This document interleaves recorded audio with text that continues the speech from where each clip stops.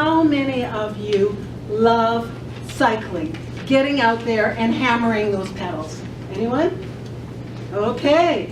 Ben Ferret loved hammering those pedals too. He was a 25-year-old provincial level cyclist. And he also loved making a difference in people's lives.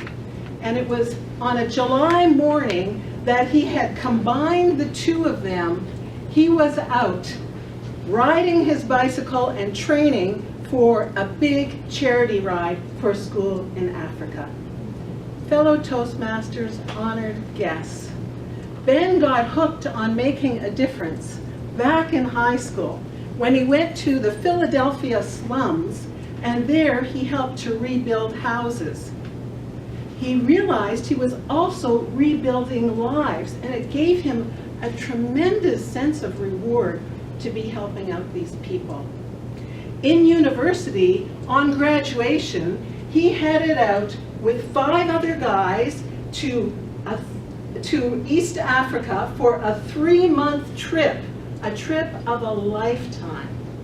They rafted down the Nile in the whitewater. They camped in the Serengeti with the wildebeest, and they also summited Mount Kilimanjaro and cheered on the top. But they were not just tourists. They spent one of those months in Kigali, Rwanda, building a community center. And it was there that they discovered what had happened to Rwanda after the genocide. There was an entire generation of people missing. The leaders had been decimated and had died. There were no teachers, doctors, engineers, judges, policemen. They were all missing. And someone had to make a difference to help this nation recover. Ben and 2 of his other friends decided they were going to make a difference. And within that year, they started Wellspring School in order to train up new Rwandan leaders to rebuild an entire nation. Ben poured himself into this. He spent 6 months in Kigali. He was framing up walls, he was helping with develop curriculum, and he was setting up all the computer systems, which is what his degree was in, and he was actually a wizard. But also, the kids discovered that he knew how to fix bicycles. And they called him Mr. Magic because he could bring back even the most broken down bicycle back to life, and that made him smile. As the school was up and running, he returned back home to Vancouver.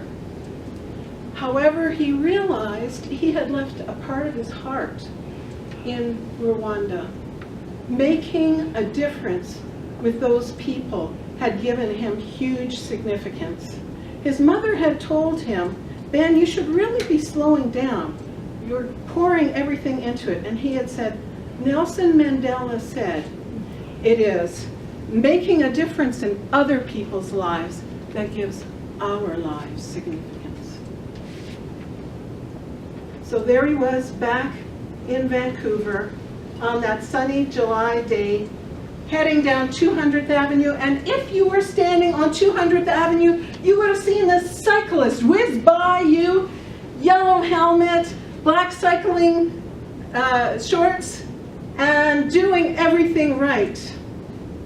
And a few seconds later, a car doing 120 kilometers an hour in a 60, coming up behind the cyclist. He hit the cyclist with such force that Ben was killed almost instantly. And he died in a puddle of blood on the road that day.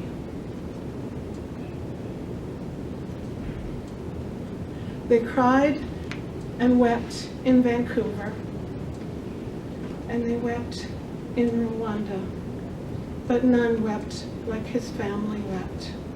I know. because I am Ben's mother.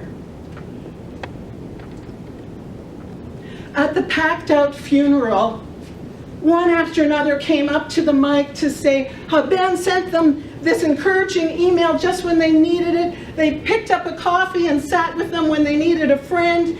He came over and he fixed their computer late at night for them.